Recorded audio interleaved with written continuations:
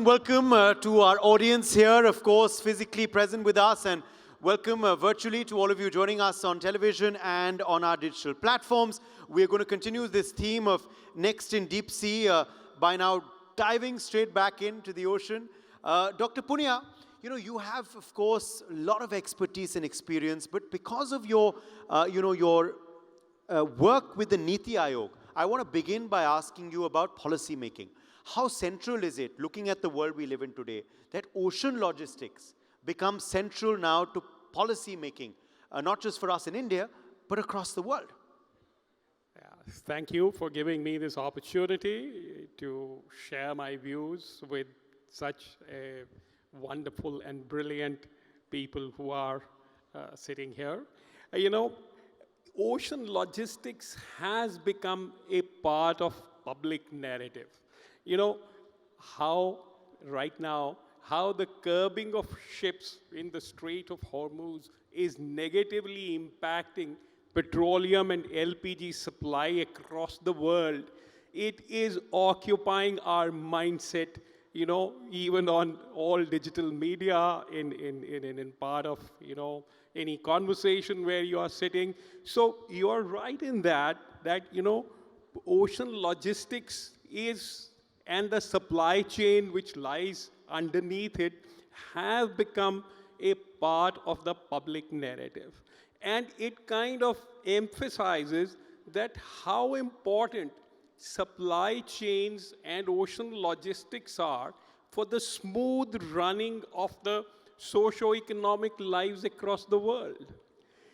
But, the point which I want to make is that, this is in some sense right now a negative look at it. That how supply chains are getting impacted, how the Strait of Hormuz is getting blocked, and we are likely to run into acute shortage of petroleum and the LPG gases and all.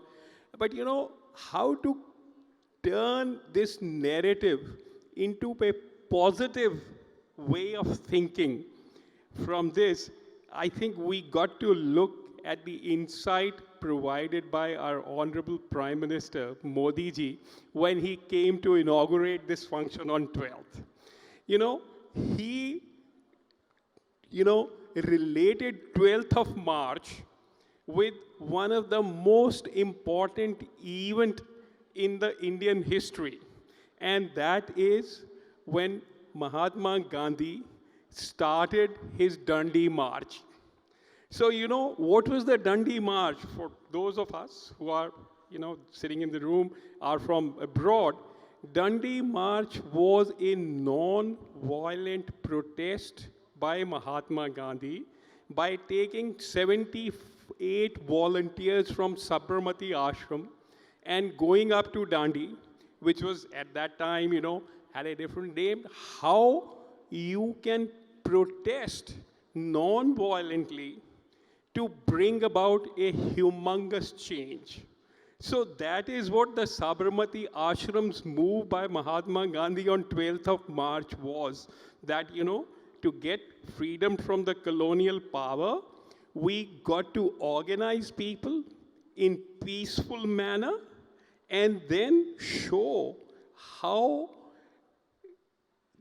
exploitative those laws of, the salt laws at that time were, and how they could be broken without really causing any fight or any dispute.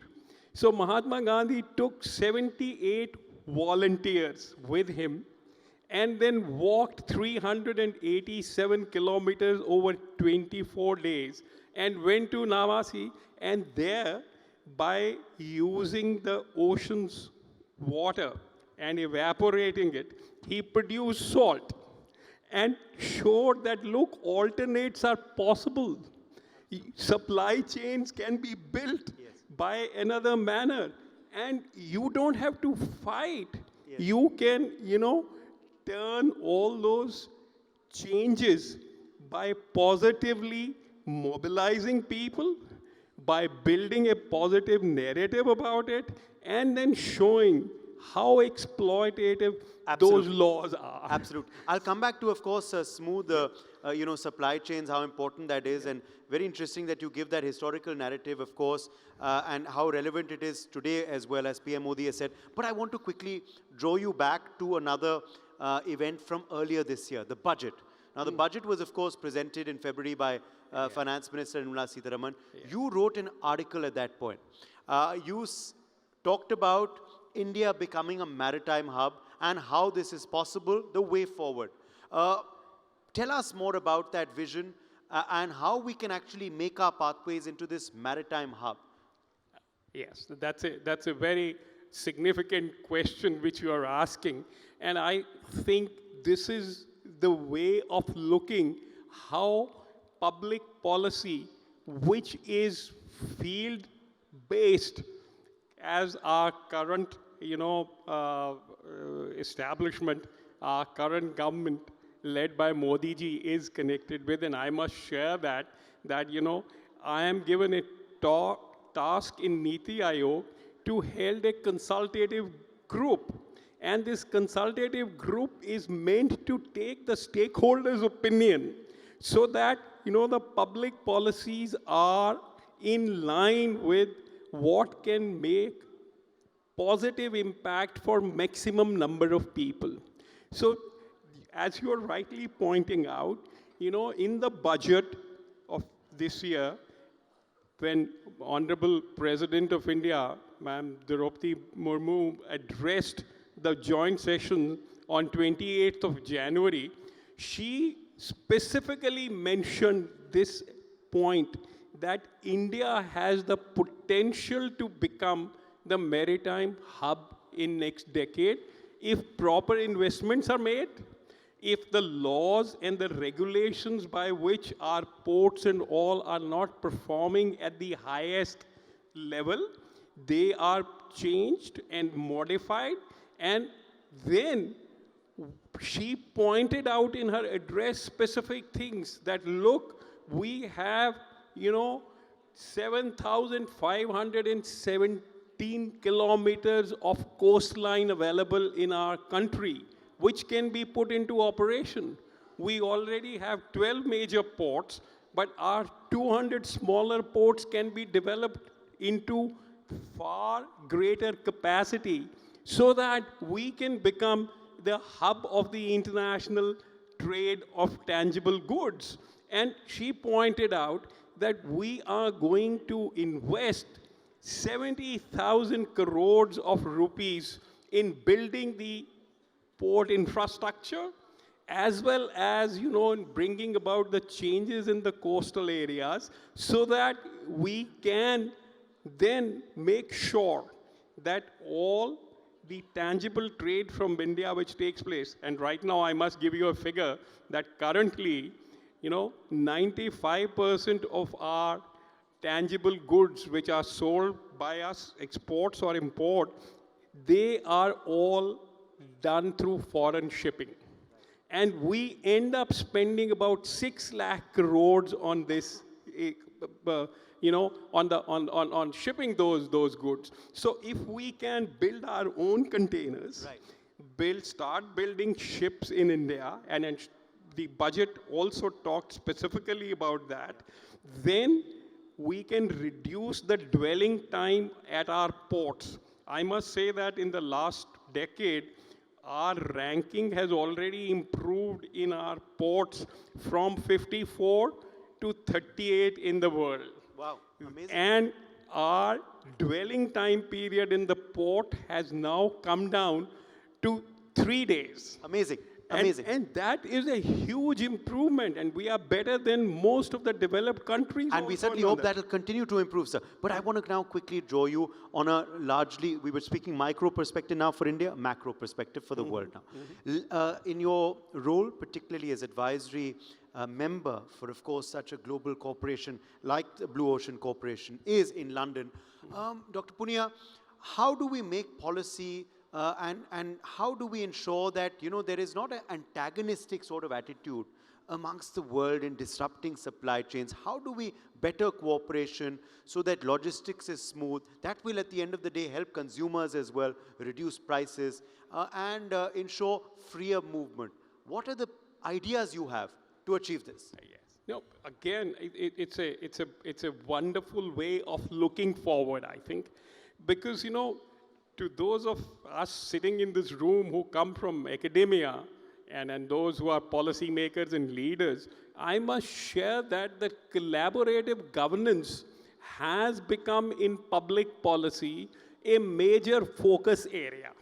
And collaborative governance basically starts with that the government agencies must start taking the stakeholders not just as mere consultants, but as part of the decision-making process.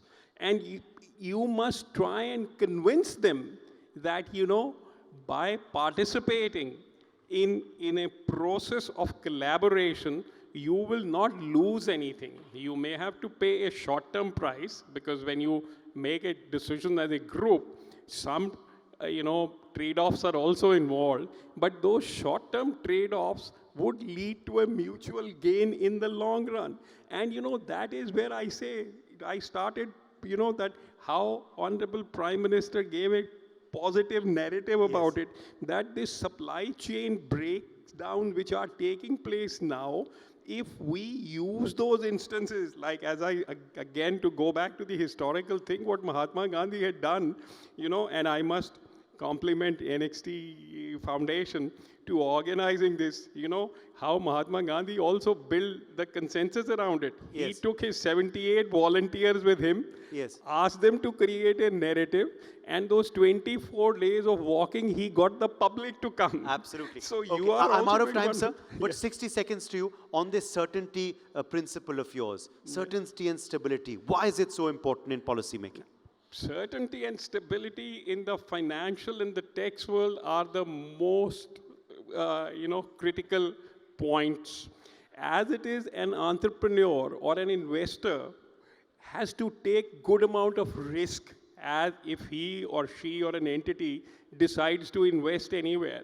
And if you add uncertainty and instability in the regulatory framework and the tax laws and all, then, the risk increases so much that the investment will go down. So certainty and stability, and on this, from Niti Aayog, we have, published a working paper also on this aspect, that, what happens is that across the world, you are taxed and you have financial regulations from where you're resident. But if the place where you go and invest, they ask for additional, compliances and additional laws, then I am in a total confused state. Absolutely. And mind you, people are willing to pay taxes and the financial cost. To give you an example, I had been the financial advisor to the Board of Control on Cricket in India, BCCI, for some years. And I'm, those of you who are interested in cricket, in our IPL league, so many foreign players come and play, and they are paid good amount of money for that. What we have laid in the law, that if all those foreign players can pay 20% of their revenue, then they don't have to ask for any compliance with the Indian law other than that. Pay 20%, then no questions are going to be asked from them. Mind you, 20% is such a big price, it looks like. But when I collected a random data, out of 114 foreign players who are playing in IPL, 110 of them paid this 20%. Imagine. So it's you have to come out with these innovative principles, and that will ensure compliance. All right, we have to leave it at that. Thank you so much. You obviously inspired by PM address. You drew in a cricket analogy like he did too. Thank you very much for joining us, Dr. Punia, for being with us at NXT. Thanks indeed. Thank you.